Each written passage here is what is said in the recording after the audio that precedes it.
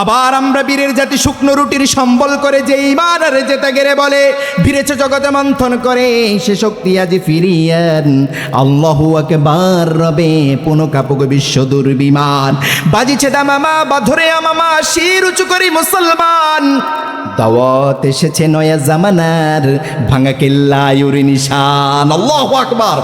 আমরা চাই সমাজ বিনির্মাণ হোক, কোরআনের আলোকিত হোক। রাজি আছেন তো ইনশাআল্লাহ? আল্লাহ কবুল করে নেন, পড়েন আমিন। এই সমাজকে কোরআনের আলোয় আলোকিত করতে, কালিমার পতাকা উদ্দিন করতে, খিলাফত আলা মিনহাজিন নবুওয়াতের আদলে শরঈয়া ইসলামিয়া প্রতিষ্ঠা করার জন্য যদি আবার গণ অভ্যুত্থানের প্রয়োজন হয়, নিজের তাজা রক্ত ঢেলে দিতে হয়, নিজের জীবনটা আল্লাহর কাছে বিক্রি করে দিতে হয়, কারা কারা রাজি আছো দুহাত তুলে দেখাও আল্লাহকে মুসলমান। আল্লাহর হাবিব সাল্লাল্লাহু আলাইহি ওয়াসাল্লাম সাহাবায়ে কেরাম আজমাইনকে বলছে, মান ক্বারা সূরাতুল ইখলাস من قرأ سورة الإخلاص 10 مرة بنى الله قصرا في الجنة। তোমাদের মধ্যে কেউ যদি সূরাতুল ইখলাস 10 বার তিলাওয়াত করে, কয়বার? 10 বার। কেউ যদি সূরাতুল ইখলাস তিলাওয়াত করে, আল্লাহ রাব্বুল আলামিন আল্লাহর সুন্দর জান্নাতে ওই ব্যক্তিকে একটা প্রাসাদ নির্মাণ করে দিবে। কি নির্মাণ করে দিবে? সবাই বলেন, কি নির্মাণ করে দিবে? সূরাতুল ইখলাস কয়বার? আল্লাহর হাবিব বললেন ফরজ সালাতের পর 10 বার পড়বে। কয়বার? কখন পড়বে? ফরজ সালাতের পর। কখন? ফরজ সালাতের পর। আপনি কি করবেন? উল্টা দিকে দৌড় দিবেন। ইমাম সাহেব যখন সালাম ফিরাবে তখন কি করবেন? উল্টো দিকে দৌড়ে চলে যাবেন। সাহিবুল ইমাম কি আছে এখানকার মসজিদের ইমাম সাহেব? ও মাশাআল্লাহ, কি করেন বলেন তো? ফজরের সময় কয়জন আসে মুসল্লি? প্রায় 2 কাতার হয়। ইশাতে কতজন হয়? কেমন হয়? 4-5 কাতার হয়। বাজারে মসজিদ নাকি বাস স্ট্যান্ডের মসজিদ? আচ্ছা, তো ফরজ সালাত যখন হবে, ইমাম সাহেব যখন বলবেন আসসালামু আলাইকুম রহমতুল্লাহ, আসসালামু আলাইকুম রহমতুল্লাহ, আপনি কি করবেন? উল্টো দিকে দৌড়ে চলে যাবেন বাড়িতে নাকি? কি করবেন? বসে বসে আজকার করবেন। কি করবেন? কি করবেন? তাওবা ইস্তিগফার করবেন। মাশাআল্লাহ। আল্লাহর হাবিব কি করতেন বলবো নাকি? আল্লাহর হাবিব সালাম ফিরিয়েছে, আসসালামু আলাইকুম রহমতুল্লাহ, আসসালামু আলাইকুম রহমতুল্লাহ। সর্বপ্রথম আল্লাহর হাবিব পড়তেন আল্লাহু আকবার। পড়েন না আল্লাহু আকবার। সর্বপ্রথম পড়তেন আল্লাহু আকবার। এরপর আল্লাহর হাবিব পড়তেন আস্তাগফিরুল্লাহ, আস্তাগফিরুল্লাহ, আস্তাগফিরুল্লাহ। এরপর আল্লাহর হাবিব পড়তেন আল্লাহুম্মা আনতাস সালাম ওয়া মিনকাস সালাম তাবারাকতা ইয়া জাল জালালি ওয়াল ইকরাম। এরপর আল্লাহর হাবিব পড়তেন সুবহানাল্লাহ, আলহামদুলিল্লাহ, আল্লাহু আকবার। এরপর আল্লাহর হাবিব অসংখ্য অগণিত আজকার করতেন। আল্লাহর হাবিব পড়তেন লা ইলাহা ইল্লাল্লাহ ওয়াহদাহু লা শারীকা লা লাহুল মুলকু ওয়া লাহুল হামদু ইউহয়ী ওয়া ইউমীত বিয়াদিকাল খায়র ইন্নাকা আলা কুল্লি শাইইন কাদির। আবার আল্লাহর হাবিব বাড়িয়ে বাড়িয়ে পড়তেন আল্লাহুম্মা লা মানিআ লিমা আতাইত ওয়া লা মুতিয়া লিমা মানা'তা ওয়া লা ইয়ানফা'ু জাল জাদ্দি মিনকাল জাদ। আবার আল্লাহর হাবিব পড়তেন আল্লাহুম্মা ইন্নী আসআলুকা ইলমান নাফিআ ওয়া রিজকান তাইয়্যিবা ওয়া আমালান মুতাকাব্বালা। আবার আল্লাহর হাবিব পড়তেন আল্লাহুম্মা ইন্নী আউযু বিকা মিনাল ফাকরি ওয়াল কিল্লাতি ওয়াদ দিল্লা। আবার আল্লাহর হাবিব পড়তেন আল্লাহুম্মা জাআলনি সাবুরা ওয়া জাআলনি শাকুরা ওয়া জাআলনি ফি আইনি সাগীরা ওয়া ফি আয়ুনিন নাসি কাবীরা। আস্তাগফিরুল্লাহ, আস্তাগফিরুল্লাহুল্লাযী লা ইলাহা ইল্লা হুয়াল হাইয়ুল কাইয়্যুম, লা ইলাহা ইল্লা হুয়াল হাইয়ুল কাইয়্যুম ওয়া আতুবু ইলাইহি লা হাওলা ওয়া লা কুওয়াতা ইল্লা বিল্লাহিল আলিয়্যুল আযীম। আল্লাহর হাবিব এমন অসংখ্য অগণিত দোয়া পড়তেন, আবার তাওবা ইস্তিগফার গুলো করতেন। সাইয়্যিদাতুনা আয়েশা সিদ্দিকা রাদিয়াল্লাহু আনহা আমাদের মা উম্মুল মুমিনিন বলতেন, ইয়া রাসূলুল্লাহ, আপনি কেন এত বেশি আজকার করেন? আল্লাহ আপনার অতীতের সকল গুনাহ ক্ষমা করে দিয়েছে, পরবর্তী সকল গুনাহ আপনার মাফ করে করে দিয়েছে, কিয়ামতের কঠিন দিনে আল্লাহ আপনাকে নিষ্পাপ মাসুম হিসাবে দাঁড় করাবেন, তারপরেও কেন এত বেশি বেশি আজকার করেন? আল্লাহর হাবিব বলতেন কিয়ামতের কঠিন দিনটা সাধারণ এই দিনের মতো হবে না, খুব ভয়ঙ্কর হবে। আমি চাই আমার রব যেন বিনা হিসাবে তার জান্নাতটা আমাকে দিয়ে দেয়। আল্লাহু আকবার। সেই আল্লাহর হাবিব বললেন, কেউ যদি 10 বার সূরাতুল ইখলাসটা তিলাওয়াত করে আল্লাহর অনিন্দ্য সুন্দর জান্নাতে আল্লাহ তার জন্য একটা প্রাসাদ নির্মাণ করে দিবে। কি নির্মাণ করে দিবে? আরো আসতে বলেন, কি নির্মাণ করে দিবে? প্রাসাদের কথা বললেন। প্রাসাদ প্রাসাদ সাধারণ ডুপ্লেক্স ট্রিপ্লেক্স বাড়ির কথা বলেন নাই, দোতলা তিনতলা বাড়ির কথা বলেন নাই, আবার রিসোর্ট কটেজের মতো কথা বলেন নাই। আল্লাহর হাবিব বললেন কসরন ফিল জান্নাহ। তোমার ঢাকার গুলশানের কথা বলা হয় নাই, চট্টগ্রামের খুলশির কথাও বলা হয় নাই, নিউ ইয়র্কের কথা বলা হয় নাই, ম্যানহাটনের কথা বলা হয় নাই, কানাডার টরন্টোর কথা বলা হয় নাই, অস্ট্রেলিয়ার সিডনির কথা বলা হয় নাই। আমার রব বললেন, শুনো, তোমাদেরকে আমি আমার সুন্দর জান্নাতটা সাধারণ কোনো জায়গায় দিব না, আমার সুন্দর জান্নাতে আমি আমার ওই গোলামদের জন্য প্রাসাদ নির্মাণ করে দিব। এবার আল্লাহর হাবিব বলছে, মান করা সূরাতুল ইখলাস 20 মাররা বানাল্লাহু কসরাইনি ফিল জান্নাহ। কেউ যদি 20 বার সূরাতুল ইখলাস তিলাওয়াত করে ওই ব্যক্তিকে আল্লাহর সুন্দর জান্নাতে আল্লাহ 2টা প্রাসাদ নির্মাণ করে দিবে। এবার আল্লাহর হাবিব বললেন, কেউ যদি সূরাতুল ইখলাস 30 বার তিলাওয়াত করে ওই ব্যক্তিকে আল্লাহর সুন্দর জান্নাতে আল্লাহ 3টা প্রাসাদ নির্মাণ করে দিবে। সূরাতুল ইখলাস পড়া যাবে তো? আরো আসতে বলেন, যাবে তো? অনেক বড় সূরা, একবার পড়তে গেলে কমপক্ষে 1 ঘন্টা সময় লাগবে নাকি? কি বলেন? আপনার শরীর থেকে ঘাম বের হয়ে যাবে, কেউ কেউ অজ্ঞান হয়ে পড়ে যাবেন, এমন নাকি? 10 বার পড়তে সময় লাগবে কয় মিনিট? কয় মিনিট? কেউ 5 মিনিট, কেউ 10 মিনিট। আমার কাছে মনে হয় 2 থেকে 3 মিনিট। কয় মিনিট? কারণ এখন কোরআন তিলাওয়াতের যে 5G স্পিড আছে না নাই, যে স্পিডে কোরআন তিলাওয়াত করে, বিশেষ করে যারা হাফেজে কোরআন, অনেকেরা আছে এর হক আদায় করে না, এরকম আছে না নাই? আছে না নাই? আমরা সেভাবে পড়বো না, এর হক আদায় করে পড়বো। রাজি আছেন তো ইনশাল্লাহ? কোরআন আমাদের কাউকে কাউকে কি করে? লানত দেয়। কিছু কিছু কোরআন তিলাওয়াতকারীকে আল্লাহর হাবিব বলছে রব্বা কারিউলিল কোরআন ইয়ালআনু। কোরআন কিছু কিছু তিলাওয়াতকারীকে লানত করে, নাউজুবিল্লাহ বলেন না? তো এই কোরআন আবার কারো কারো জন্য সুপারিশ করবে, সুবহানাল্লাহ বলেন। তো কোরআন যেন আমাদের জন্য সুপারিশকারী হয়, আল্লাহ কবুল করে নেন, পড়েন আমিন। 10 বার পড়তে গেলে 3 থেকে 4 মিনিট, 2 থেকে 3 মিনিট লাগতে পারে, ঠিক কিনা? যেহেতু 4 আয়াত সুন্দর করে যদি হক আদায় করে পড়া হয়, আমরা আশা করি 10 বার পড়লে, 10 বার পড়তে গেলে 2 থেকে 3 মিনিট বা 3 মিনিট, 3 থেকে 4 মিনিট খরচ হবে। এই 3 থেকে 4 মিনিট তো মনে হয় আমাদের হাতে নাই, নাকি? আছে না নাই? করা যাবে তো ইনশাল্লাহ? আমি সহ আল্লাহ সকলকে আমল করার তৌফিক দান করেন, পড়েন আমিন। একটু হাত তোলেন তো, কে কে করবেন? আল্লাহ আমাদেরকে কবুল করে নেন, পড়েন আমিন। হাত নামান। একটা আমলের কথা বললাম, কয়টা আমল? সবাই বলেন তো কয়টা? আরো 2-1টা বলে দিব নাকি? আর 2-1টা বলে শেষ করে দিচ্ছি নাকি ইনশাল্লাহ? বলতে হবে। আল্লাহর হাবিব সাল্লাল্লাহু আলাইহি ওয়াসাল্লাম পড়েন না, সাল্লাল্লাহু আলাইহি ওয়াসাল্লাম। আমার শ্রোতারা কেন সাল্লাল্লাহু আলাইহি ওয়াসাল্লাম পড়তে কার্পণ্য করে? আল্লাহর হাবিব বললেন, কেউ যদি আমার প্রতি 1 বার দুরূদ পাঠ করে, কয়বার? আল্লাহর রহম সুকুন তার উপর 10 বার নাজিল হয়, সুবহানাল্লাহ বলেন। শুধুমাত্র তাই নয়, তার 10টা গুনাহ আল্লাহ ক্ষমা করে দেন, সুবহানাল্লাহ বলেন। তার 10টা নেকি দিয়ে আল্লাহ তার আমল নামাটা ভরপুর করে দেন, সুবহানাল্লাহ বলেন। এবং আল্লাহ তার মর্যাদাটাও বাড়িয়ে দেন, সুবহানাল্লাহ বলেন না? তাহলে কি পড়া যাবে তো ইনশাআল্লাহ? বেশি বেশি পড়বেন সাল্লাল্লাহু আলাইহি ওয়াসাল্লাম, পড়েন না সাল্লাল্লাহু আলাইহি ওয়াসাল্লাম। আল্লাহর হাবিব সাহাবায়ে কেরাম আজমাইনকে বলছে, ও আমার সাহাবীরা, তোমাদের মধ্যে এমন কেউ আছে নাকি অল্প সময়ের মধ্যে কোরআনুল কারীমের 10 পারা তিলাওয়াত করতে পারবে? সাহাবায়ে কেরাম দ্রুত তিলাওয়াত করতেন না, অল্প অল্প পড়তেন, অল্প অল্প জানতেন, আর অল্প অল্প আমল করতেন। সাহাবায়ে কেরাম আজমাইন বললেন, ইয়া রাসূলুল্লাহ, এটা কিভাবে সম্ভব হতে পারে?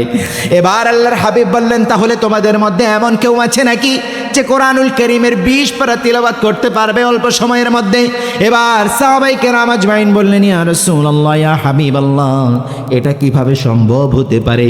এবার আল্লাহর হাবিব সাল্লাল্লাহু আলাইহি ওয়াসাল্লাম বললেন, তোমাদের মধ্যে এমন কেউ আছে নাকি যে অল্প সময়ের মধ্যে পুরো কোরআন তিলাওয়াত করতে পারবে? সাহাবায়ে কেরাম আজমাইন বললেন, কাইফা ইয়া রাসূলুল্লাহ, এটা কিভাবে সম্ভব হতে পারে ইয়া রাসূলুল্লাহ? সাথে সাথে কিছু সাহাবী বললেন, আল্লাহু ওয়া রাসূলুহু আলাম ইয়া রাসূলুল্লাহ, আল্লাহ আপনাকে যা শিখিয়েছেন আপনি হয়তো বা ভালো জানতে পারেন। এটা বলার সাথে সাথে আল্লাহর হাবিব বললেন, শোনো শোনো, তোমাদের মধ্যে কেউ যদি সূরাতুল ইখলাস একবার তিলাওয়াত করে, ওই ব্যক্তির আমলনামায় আল্লাহ 10 পারা তিলাওয়াতের সওয়াব দিয়ে দেয়। আল্লাহু আকবার। তোমাদের মধ্যে কেউ যদি 20 পারা তিলাওয়াতের সওয়াব পেতে চায়, সেই জন্য 2 বার সূরাতুল ইখলাস তিলাওয়াত করে। 2 বার সূরাতুল ইখলাস তিলাওয়াতের সাথে সাথে আল্লাহ রব্বুল আলামিন 20 পারা তিলাওয়াতের সওয়াব তার আমলনামায় দিয়ে দেয়। কেউ যদি সূরাতুল ইখলাসটা 3 বার তিলাওয়াত করে, ওই ব্যক্তির আমলনামায় পুরো কোরআন খতমের সওয়াবটা দিয়ে দেয়। আল্লাহু আকবার। এক সাহাবীকে আল্লাহর হাবিব সাল্লাল্লাহু আলাইহি ওয়াসাল্লাম ইমাম নিয়োগ করলেন। সাহাবী ফজরও ইখলাস পড়ে, যোহরেও ইখলাস পড়ে, আসরও ইখলাস পড়ে, মাগরিবও ইখলাস পড়ে, আবার ইশাতেও ইখলাস পড়ে।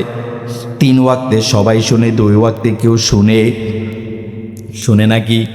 সাহাবায়ে কেরাম আজমাইন বিচার নিয়ে আসলেন, ইয়া রাসূলুল্লাহ কেমন ইমাম দিয়েছেন? ফজরও ইখলাস পড়ে, যোহরেও ইখলাস পড়ে, মাগরিবও ইখলাস পড়ে, ইশাতেও ইখলাস পড়ে। আল্লাহর হাবিব সাল্লাল্লাহু আলাইহি ওয়াসাল্লাম কখনো 2 পক্ষের কথা না শুনে রায় দিতেন না। আর আপনার দেশ, আমার দেশ এমন সোনার বাংলাদেশ, এক পক্ষ লাগে না, রায় আছে না নাই? আরো আসতে বলেন, রায় আছে না নাই? বঙ্গভবন থেকে বলেছে গুম করে দাও, গুম হয়েছে, এমন আছে না নাই? বঙ্গভবন থেকে বলেছে তুমি কি করে দাও, হত্যা করে ফেলো, ফাঁসির আদেশ দিয়ে দাও। কোনো সাক্ষী লাগে নাই, কোনো প্রমাণ লাগে নাই, ফাঁসির আদেশ দিয়ে দিছে, ফাঁসিও দিয়ে দিছে। এমন ঘটনা মনে হয় বাংলাদেশে হয় নাই? হয়েছে কি হয় নাই? আল্লাহ সেই জালিমদের হিসাবটা চুকিয়ে দিয়েছে কি দেয় নাই? জালিমদের ব্যাপারে একটা প্রবাদ আছে, লা হুকমা ইয়াদুম ওয়ালা যুলমা ইয়াজুল, কোনো ক্ষমতাও চিরস্থায়ী নয়, কোনো জুলুমও চিরস্থায়ী। বর্তমান শাসক যারা আছে, যারা শাসন ব্যবস্থায় আছে, তাদের শিক্ষা গ্রহণ করা উচিত, ঠিক কিনা? তাদের হেলিকপ্টারের ছবিগুলো ঘরে টানে রাখা উচিত, ঠিক কিনা? তাহলে বুঝতে পারবে যে আমাদের অবস্থাও যে কোনো সময় এরকম হতে, বেশি তাইরে নাইরে করা চলবে, কারণ এখন জেনারেশন আলফা এসেছে, ঠিক কিনা? এদের সাথে কোনো ধরনের তাইরে নাইরে চলে। আল্লাহ আমাদের শাসকদেরকে ইসলাম প্রিয় শাসক হিসেবে কবুল করে নেন, পড়েন আমিন। তাদের মাথায় যেন ভারতীয় ভূত না চাপে, দোয়া করেন, পড়েন না আমিন, ঠিক কিনা? আমার কাছে তো মনে হয়েছে কারো কারো মাথায় অলরেডি সেই ভূত চেপে বসছে। যদি তাদের মাথায় সেই ভূত চাপে, তাহলে তাদের রাস্তাটাও সেই দিকে হবে, ঠিক কিনা? দিল্লির রাস্তা ধরতে হবে, ঠিক কিনা? একটু রাজনীতি হয়ে গেল নাকি? আমি তো বাংলাদেশের নাগরিক, আমারও আল্লাহ কিছু মিশন দিয়ে পাঠাইছে। বলবে সুর দিয়ে হুজুর আমাদেরকে ওয়াজ করে গেছে, আপনারাই আল্লাহর কাছে বলবেন কি আমল দিয়ে গেছে, কিন্তু রাষ্ট্রের ব্যাপারে আমাদেরকে কোনো কিছু বলে নাই, সতর্ক করে নাই। বলবে কি বলবে না? তখন আপনারাই বলবেন আর আল্লাহর কাঠগড়ায় দাঁড় করাবেন। আল্লাহ বলবে তুমি এটা করছিলে, আমি যদি বলি না করি নাই, তখন আমার মুখ জবান কি করবে? দিবে কি দিবে না? দিবে কি না? সাক্ষী দিবে কি না? তবে আমরা মুসলমানদের পক্ষে, ইসলাম পক্ষ যারা আছে, ইসলাম ও তৌহিদবাদীদের পক্ষে থাকবো। রাজি আছেন তো ইনশাআল্লাহ? আমরা অন্য কারো পক্ষে থাকবো না। আমরা দেশপ্রেমিক হব, এই দেশের স্বার্থে, ইসলামের স্বার্থে যাই করতে হবে আমরা তা করবো। রাজি আছেন তো ইনশাআল্লাহ? এর বাইরে আমরা কাউকে চিনি? আল্লাহ কবুল করে নেন, পড়েন আমিন। আল্লাহর হাবিব সাল্লাল্লাহু আলাইহি ওয়াসাল্লাম 2 পক্ষের কথা না শুনে কখনো রায় দিতেন না। সাহাবীকে ডাকা হলো, তুমি এটা করো নাকি? বললো, ইয়া রাসূলুল্লাহ আমি করি। কেন করো? সাহাবী কেঁদে ফেললেন, ইয়া রাসূলুল্লাহ কেন করি? আল্লাহর পরিচয়ে আর আল্লাহর ভালোবাসায় এর চেয়ে কোনো সুন্দর সূরা আমার মুখ থেকে বের হয় না। আল্লাহু আকবার। আল্লাহর হাবিব হতবাক হয়ে গেলেন, এই সাহাবীকে কি বলবেন? আল্লাহর সাথে সাথে সাইয়্যিদুনা জিবরিলকে পাঠালেন, যাও আমার হাবিবকে সুসংবাদ দাও, আর ওই ব্যক্তিকে সুসংবাদ দাও, আর তাদেরকে বলে দাও যে সূরাতুল ইখলাসটা ভালোবাসে আর আমাকে ভালোবাসে, এই ভালোবাসা তাকে নিয়ে আল্লাহর জান্নাতে চলে যাবে। সুবহানাল্লাহ। আল্লাহর হাবিব ওই সূরাটা খুব বেশি ভালোবাসতেন।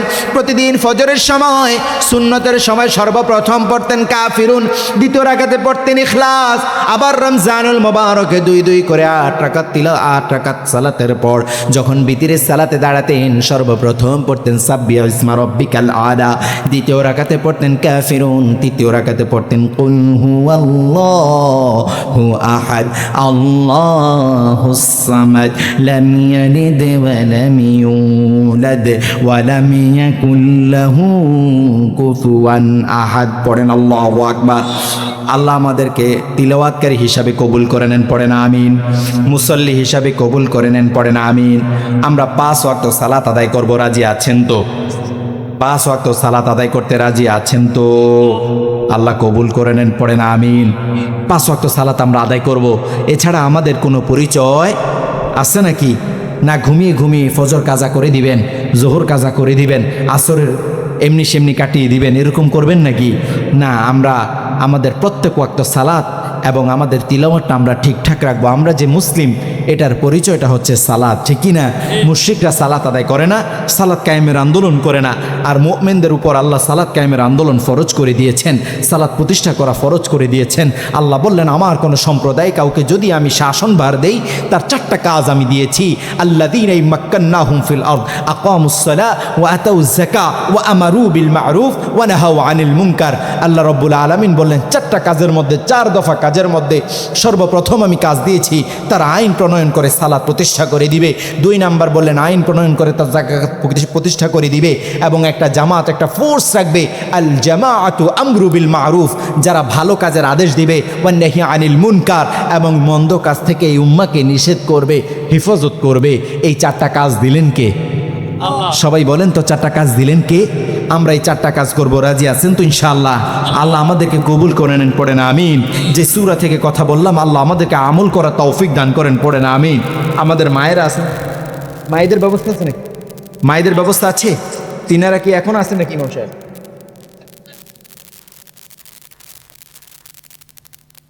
আমাদের পিছনে তিনারা এখনো আছেন? মাশাআল্লাহ, পড়েন না আলহামদুলিল্লাহ। তাহলে তো মায়েদের জন্য 2-4টা কথা না বললেই নয় নাকি? এখন সূরাতুল ইখলাস পড়ে আপনারা জান্নাতে যাবেন, তিনারাও জান্নাতে যাবে।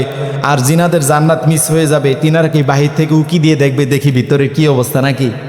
এটা করবে নাকি? তিনাদের জান্নাতে যাওয়ার দরকার আছে না নাই? আরও আসতে বলেন, আছে না নাই? জান্নাতে যাওয়া তিনাদের দরকার আছে। তো আমাদের মায়েদের জন্য আল্লাহর হাবিব বললেন 4টা কাজ করলে তারা আল্লাহর সুন্দর জান্নাতের মেহমান হয়ে যাবে, সুবহানাল্লাহ বলেন না? এবং 4টা কাজ করলে তাদেরকে আমি সার্টিফিকেট দিয়ে দিব, তারা জান্নাতের যে কোনো দরজা দিয়ে ইচ্ছা প্রবেশ করতে পারবে, সুবহানাল্লাহ বলেন। কয়টা কাজ করলে? সবাই বলেন তো কয়টা? আমার মায়েরা মনোযোগ দেন, কান খাড়া করেন, মনোযোগ দিয়ে শুনেন মায়েরা। আপনাদের জান্নাতে যাওয়া কত সহজ করে দিয়েছে আল্লাহর হাবিব। বললেন 4টা কাজ করলে। 1 নম্বরে আল্লাহর হাবিব বললেন আল মারআতু ইযা সাল্লাত খামসাহা, 5 ওয়াক্ত সালাত আদায় করতে হবে। আল্লাহর হাবিব বললেন যে নারী জান্নাত প্রত্যাশী, যে নারী আল্লাহর জান্নাতে যেতে চায়, তাকে আমি 4 দফা কাজ দিলাম। 1 দফা কাজ, 1 নাম্বার দফা হচ্ছে 5 ওয়াক্ত সালাত আদায় করতে হবে। কয় ওয়াক্ত সালাত? নাকি আপনি ঘুমিয়ে ঘুমিয়ে ফজর শেষ করে দিবেন? সারা রাত ভরে ওয়াজ শুনলেন, যুবকেরা বৃদ্ধরা বলে হুজুর আরো চলুক, কিন্তু ফজরের সময় খবর নাই, এরকম আছে না নাই? রাতভর ওয়াজ শুনছে, হুজুরে কলিজা ঠান্ডা করে দিয়ে গেছে, ফজরের সময় লুঙ্গি একদিকে নিজে আরেকদিকে, এরকম আছে না নাই? তাহলে লাভ হলো নাকি? ঘুমাইয়া কাজা করেছ ফজর, তখনও জাগনি যখন জোহর, খেলায় খেলায় কেটেছে আসর, মাগরিবের ওই শুনিয়া যান, এখনো জামাতে হওরে শামিল, এখনো সাথে আছে স্থান, বাজিছে দামামা বা ধরে আমামা, শির উঁচু করি মুসলমান, দাওয়াত এসেছে নয়া জামানার, ভাঙা কেল্লা ইউরি নিশান। আল্লাহু আকবার। কয় ওয়াক্ত সালাতের কথা বললেন? মায়েদেরকে 5 ওয়াক্ত সালাতের কথা বললেন। 1 নম্বরে বললেন আল মারআতু ইযা সাল্লাত খামসাহা, 5 ওয়াক্ত সালাত যে নারী আদায় করবে আল্লাহর জান্নাতে যাওয়া তার জন্য সহজ হয়ে যাবে। আবার রব বললেন শোনো, আমার মুমিনেরা সফলতা অর্জন করে ফেলেছে, আমার মুমিনেরা সফল হয়ে গিয়েছে, সফল হয়ে গিয়েছে। কাদ আফলাহাল মুমিনুন, আমার নারীর, আমার মুমিনেরা সফল হয়ে গিয়েছে। কোন মুমিনেরা সফল হয়ে গিয়েছে? আল্লাহ কিছু বৈশিষ্ট্যের কথা বললেন। 1 নম্বরে যে বৈশিষ্ট্যটা বললেন, আল্লাযীনা হুম ফী সালাতিহিম খাশিউন। পড়েন আল্লাহু আকবার। আল্লাহ রাব্বুল আলামিন বললেন আমার মুমিনেরা সফল হয়ে গিয়েছে যারা সুন্দর করে কোমলতার সাথে বিনয়ের সাথে সুন্দর করে সালাত আদায় করে। আল্লাহু আকবার। তাহলে কয় ওয়াক্ত সালাত আদায় করতে হবে? মায়েদের কয় ওয়াক্ত সালাত আদায় করতে হবে? 5 ওয়াক্ত সালাত আদায় করতে হবে। এবার আল্লাহর হাবিব বললেন সোমাত শাহরহা, এই যে রমজানুল মোবারক কিছুদিন আগে আমরা অতিবাহিত করেছি, আবার রমজানুল মোবারক যদি আল্লাহ আমাদের হায়াত দারাজ করে দেন তাহলে পাবো কি পাবো না? মায়েদেরকে বললেন সোমাত শাহরহা, যখন রমজানুল মোবারক তোমাদের মাঝে চলে আসে তখন তোমরা সিয়ামটা ঠিকঠাক ভাবে রাখো। কি রাখো? কি রাখো? সিয়াম। বলেন বলেন সবাই বলেন, কি রাখো? সিয়াম না রোজা? কি রাখতে হবে? সবাই বলেন বলেন সিয়াম। কে বললেন? রোজা হচ্ছে আপনি উপবাস থাকা, না খেয়ে থাকা। সিয়াম হচ্ছে বিরত থাকা। কি থাকা? কি থাকা? বিরত থাকা। কি থেকে বিরত থাকবো? 4টা কাজ: খাবার, পানাহার, স্ত্রীদের কাছে দিনের বেলা আল্লাহ যেটা নিষেধ করেছেন, তারপরে হচ্ছে সেটা কি বললেন? অশ্লীল যত কাজ, ফাহেসা যত কাজ এবং কথা। গীবত আছে না নাই? আরো আসতে বলেন, আছে না নাই? আমাদের মায়েদের মধ্যে নাই? আছে না নাই? গীবত ফাহেসা কথা বললে অথবা কাজ করলে সিয়ামটা কি হয়ে যায়? নষ্ট হয়ে যায়। কি হয়ে যায়? সিয়াম হবে না। তাহলে আমরা সিয়াম রাখবো, রোজা নয়। কি রাখি আমরা? সিয়াম, যার অর্থ হচ্ছে বিরত থাকা। কি থাকা? 1 নম্বরে বললেন সালাত, 2 নম্বরে বললেন সিয়াম। এবার 3 নম্বরে আল্লাহর হাবিব বললেন তাআত বা'দাহা, স্বামীর আনুগত্য করতে হবে। ফরজ করে দিয়েছেন কি? কার আনুগত্য করতে হবে? স্বামীর আনুগত্য কিভাবে করবেন সংক্ষিপ্তে বলে দিই। আপনার স্বামী যা পছন্দ করেন, আপনার স্বামী যা আদেশ করেন, নিঃশর্তে নিঃসংকোচে, মুখ বাঁকা করা ছাড়া হাসি মুখে মেনে নেওয়ার নামই কি? আনুগত্য। হাসি মুখে মেনে নেওয়ার নাম আনুগত্য। আরেকভাবে বলি, আপনার স্বামী যা অপছন্দ করেন, আপনার স্বামী যা নিষেধ করেন, মুখ হুতুম পেশার মতো করা ছাড়া হাসি মুখে মেনে নেওয়ার নাম কি?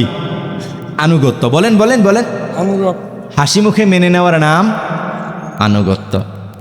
তা আপনারা বলবেন হুজুর যেহেতু বলে গেছে আনুগত্য করতে, আনুগত্য করব কিন্তু কথা বলবো না, তেল উঠিয়ে দিব একদম। এরকম আছে না নাই? আবার অনেক নারীরা আছে, মায়েরা স্বামীদের সাথে কথায় কথায় তর্ক করে। এরকম আছে না নাই? একটা বললে 4টা ফেরত দেয়। এরকম আছে না নাই? ধমক দিয়ে, ঝিরকি দিয়ে কথা বলে। মায়েরা কেন এটা করেন? আপনি যত ভালো হন, যত আবেদা হন, সলেহা হন, আপনি তাহাজ্জুদ গুজারি হন, যদি স্বামী আপনার প্রতি খুশি না থাকে, আপনি স্বামীর প্রতি খুশি না থাকেন, তাহলে আপনার জান্নাত আল্লাহ কবুল করবে? করবে নাকি? এটা আল্লাহ বলে দিয়েছে ফিক্স। তুমি যত ভালো হও, এটা কি করতে হবে? স্বামীর আনুগত্য করতেই হবে। 3 নাম্বার কাজ আল্লাহর হাবিব বললেন তাআত বা'দাহা, স্বামীর আনুগত্য করতে হবে। ফরজ করে দিয়েছেন কে? এবার আল্লাহর হাবিব 4 নাম্বার বললেন হাফিজাত ফুরুজাহা, তার লজ্জাস্থান হেফাজত করতে হবে। এই হুকুমটা কার? আল্লাহর হাবিব বললেন কি ছোট কি বড়, কি ডিভোর্সি, কি বিধবা, কি কিশোরী, কি বৃদ্ধা, সকলের লজ্জাস্থান হেফাজতের কথা বলে দিয়েছেন কে? আল্লাহ। আমি এটার ব্যাখ্যাটা এভাবে দেই, লজ্জাস্থান এটা তো আমরা চিন্তাও করতে পারি না, we can't imagine about that. আমরা যেটা বলবো, আপনার স্কিন টোন, আপনার গায়ের রংটা কেমন হবে, হাফসি না ফর্সা, এটা কেউ দেখবে? আমার কথা বুঝতে পেরেছেন কিনা? এটা কেউ দেখবে? আপনার ফেস, আপনার লিপস, আপনার নোজ, আপনার আইজ, আপনার হাসি, এগুলো কেউ দেখবে?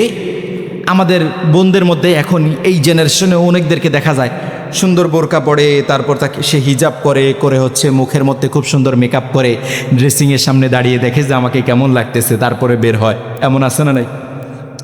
আরও আসতে বলেন, আছে না নাই?